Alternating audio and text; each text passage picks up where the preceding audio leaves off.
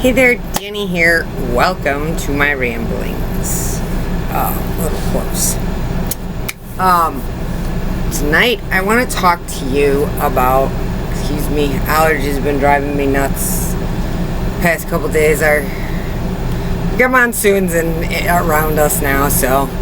Anyways, excuse me, let me grab a drink of water. Okay. What I wanted to talk to you tonight about was fantasy versus intimacy. So, fantasy, in its simplest form, simplest meaning, is basically a person's imagination that is improbable or impossible, which basically means that it's not real. It can't become real. Intimacy, and I don't care if this is friendship or anything. Intimacy is connectedness. It's feeling connected to another human being. I'm going to explain to you in the best way that I know how. So fantasy. Here's the thing that I have found with exes of mine. I'm not naming names or anything, but a few of my exes, I have found that they weren't actually dating me, or they weren't actually with me. They were with the fantasy of me that they had in their head. So they believed that I was this type of person or that type of person, or they would listen to.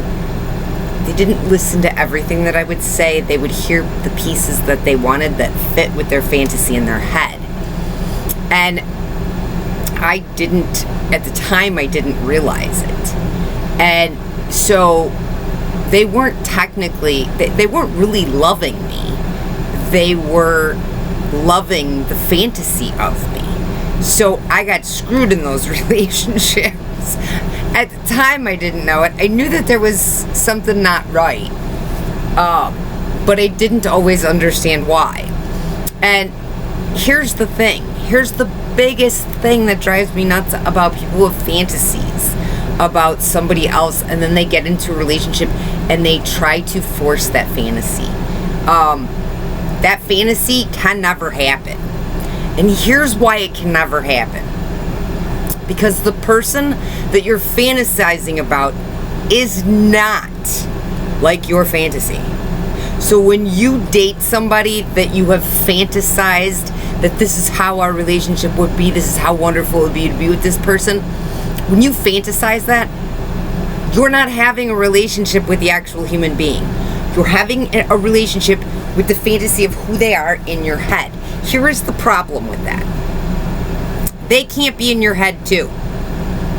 And even if you were to explain to them the fantasy that you see in your head of them, they're not going to understand it. And they're not going to understand it because that's not who they are. So if you realize that you're dating somebody who is in love with a fantasy of you, and you will know that they are, and I should have known, but you know better. You do better when you know better. That's what Maya Angelou told us. So, the way that you tell that is they will constantly, they will bring up a lot about somebody that they know and how you should be more like that. Or they will tell you that they don't really like this about you, and they'll attempt to manipulate you into fulfilling the fantasy that they want. The problem is that fantasy can never be reality, because the person that you're fantasizing about is a human being. So they don't live in your head. And that person that is in your head that you're having this fantasy with does not exist. This, I believe, is what our biggest problem is nowadays with relationships. Intimacy, on the other hand, is authentic. It's real. It's vulnerable. It's being who you are. Good, bad, and the ugly. And that is real love. Because the person is seeing you as the whole you. Where fantasy is because they're insecure. Insecurity breeds fantasy, and if we can have the fantasy of what's in our head, then our life would be perfect. Well, fantasy is not reality, and it can never be. So, essentially, a fantasy is exactly a fantasy. It doesn't exist. It's not reality. It never will be reality because the person that you're fantasizing about is not going to act the same way as they do in your fantasy. Because they are their own person. If you want to fulfill a fantasy and live out your fantasy of somebody, then you might want to just get one of those robot things. If you're looking for true love and intimacy, intimacy is where you're going. Because intimacy is real. It's a connection. You can feel it. You can see the person for who they are. You listen to what they say. You respond to it. As time passes, you get to know each other and you become more comfortable around each other. And as you share pieces of yourself with each other, you become closer. And I'm not nothing about sex at all. None of what I'm talking about has anything to do with sex. So let's not turn it into that. That's a whole different thing, and we're not dealing with that. That's not what this channel is about. So, and let me explain that the fantasy part, I didn't comprehend it when I was younger. And as I'm older, I can look back and I can see. And some of these people who I have been with before in relationships, and they weren't in love with me, they were in love with a fantasy of me. They still think and still think that they're in love with me, and that it could work if we gave it a shot. The problem is I can't live in your head with you. The fantasy of me that you have in your head is not me. It's a make-believe person in your head. That's not me. It could never work because you don't see me. You see this fantasy. So you're trying to have a relationship with somebody that you can't because it doesn't exist. You want to build intimacy. Fantasy is never gonna last because it's not real. So I did say that this was gonna be a little long, but I guess it wasn't. I got through it pretty easy.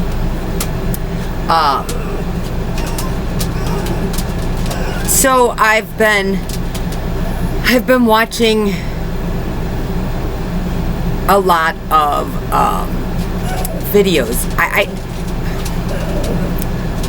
I do delivery, and I drive around the city all the time, picking up food and dropping it off. And I see a lot of homeless people. And it breaks my heart when I'm on any social media platform and I see people interviewing these homeless people or video recording them. I mean, the thing is, I'm sure that a lot of them are paying the homeless person. The homeless person is doing it for that. But come on, isn't that kind of embarrassing? Why would you want to put somebody through that? And the reason that anytime I share anything with you about me interacting or doing something for somebody, homeless or not, I don't share it with you because I want accolades. I share it with you so maybe it will help, because we lead by example. So maybe if I share it with you, then maybe some of you will go out and do it.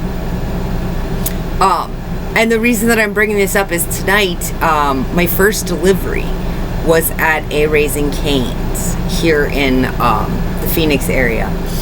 And I'm standing in line because Raising Cane's doesn't do it like the rest of the restaurants, which I don't like going to Raising Cane's because of that. But this one was paying good, and I was like, whatever, it's Tuesday night. It's not really that busy on Tuesday night. So I took it, and I'm standing in line, and I look over, and there's a homeless guy that has a small cup of water. He did get soda with it, but that doesn't matter. He was sitting at the table, and I'm sitting here looking around the restaurant at all the people, and I'm looking at the counter, and all I'm thinking is, this man's sitting here, and all of these people are eating, and not one person is saying anything or doing anything. So I get up to the counter, I order the customers food. I have to wait for them to make it anyways. So at that point, I walk over to the homeless guy. I scared him. I didn't mean to. I apologized. I said, excuse me. I said, would you like a meal? And he looked at me and he goes, yes. And so we walked over to the counter. I told him to get whatever he wanted. He goes, are you sure you can afford this? And I said, yeah. He goes, are you sure you got money? And I said, yeah, I'm fine. And he says, okay. And so he ordered what he wanted. And I left him with the receipt so he had it so that nobody could, because I had to take my food and go. I didn't get to sit around. If I wasn't working, I would have totally grabbed a meal with him and sat down and bullshitted for a little while.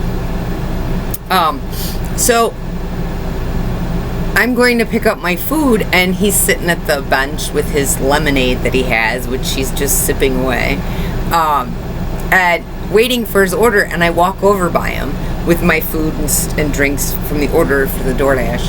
And I said to him, I said, hey, my name's Danielle. I said, I'm around this area a lot. I said, so if I see you next time, maybe we could sit down and have some dinner and socialize a little bit. And he goes, my name's Eric. And he goes, I would love that. So I'm going about my business, doing my job, whatever, not thinking about it. And it's funny because when I first encounter homeless people to offer to have a meal with them or something like that, they're taken back by it, and they don't want to make eye contact, and they're shy and ashamed. You can see it. I can feel it. And he was this way, which it's normal because that's how they interact. But here's the thing. So I'm driving around later, and it starts to get dark, and I'm on a delivery, and I'm thinking, I'm heading to the drop-off, and I'm thinking to myself, you know why I do this? Do you know why I like to sit down and have a meal with a homeless person? Because I know what it's like to feel invisible. And we as a society treat the homeless people as if they're invisible. They're not. They're humans. We're supposed to love everybody. So, the night progresses, and I get this delivery from Crumble Cookies. So I'm in Crumble Cookies.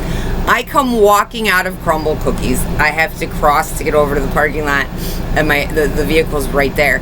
And guess who's walking past the side of my vehicle? My new friend, Eric. So as I come walking out, I get this big smile when I see him walk by. I'm like, hey! And he turns and he looks at me. He's smiling. He's like, oh, how are you doing? He goes, I said, oh, I'm on another delivery, blah, blah, blah, blah. I said, are you around here a lot? And he says, yeah. I said, yeah, I am too. I said, maybe one of these nights we could go sit down and have dinner and socialize a bit. He goes, oh, I would love that, Danielle. That would be perfect. And he shook my hand, and we went about our different ways. And I left there, and I went and dropped off the Crumble Cookies. And all I thought to myself was, I'm kind of looking forward to enjoying conversation with this guy. Because the first time, my new friend Eric. So the first time that I offered to buy him the meal, you could feel that there was shame. Mama, you're fine. You're fine, buddy. It's fine. But then all of a sudden, when I saw him the second time, it was like, we both looked at each other like we were so happy to see each other and like we were long lost friends. It was so nice to see him smile and feel human again. And that is what's wrong. We have a huge homeless problem. And the reason we have it is because rents and everything else are skyrocketing too high. People can't afford anything. So let's not treat these people, enough. I said, let's not treat, sorry, I was yelling at my dog. So let's not treat these people like they're invisible. Let's treat them like they're just as much human as you or I.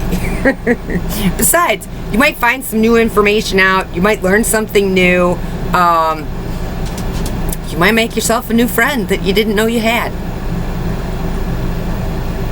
Anyways, hope you learned something tonight. Whether it's the fantasy versus intimacy, or whether it's the making friends with homeless people. So I've decided that I talked to, because I go into a lot of fast food restaurants and stuff. So I talked to a lot of the restaurants, and I asked them, because, you know, I see so many of them, and I would like to, you know, make sure that they get some food. And because where I do DoorDash at, there are no shelters. We're in a suburb. Anyways, so I went and asked a couple of the restaurants if I bought gift cards and handed them out to the homeless people, would you be okay with them coming in here and getting a meal and sitting down and enjoying the meal so they can cool off and get some food in their belly?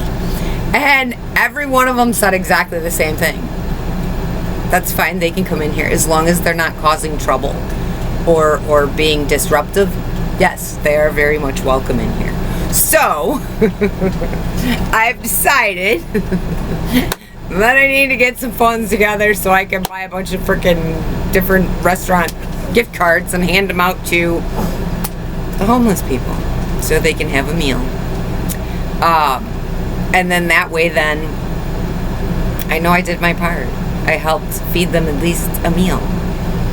I would do more if I could, but I'm only one person. Anyways, feel free to go out there and help your fellow humans. That's what we're here for.